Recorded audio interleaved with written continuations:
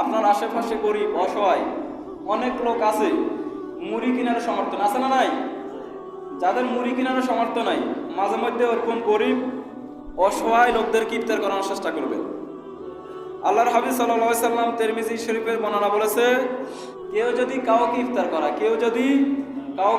করায় যাকে ইফতার করানো হয়েছে, ওই ব্যক্তি রোজা রাখলে যে সব, যিনি ইফতার করিয়েছেন তার তত সব। সুবহানাল্লাহ।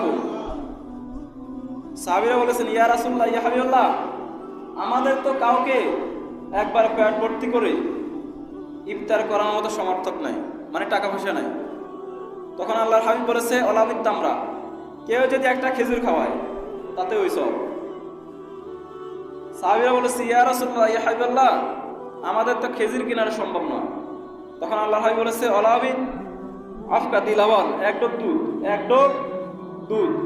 সাহাবীরা বলেছে, ইয়া রাসূলুল্লাহ, ইয়া হাবিবাল্লাহ, আমাদের এই সামর্থ্য নাই। আল্লাহর হাবিব বলেছে, এক ডোক পানি। এক ডোক কি? আপনি কি আপনার মুসলমান ভাইকে মাঝে মধ্যে এক ডোক পানি খাওয়াইতে পারবেন না?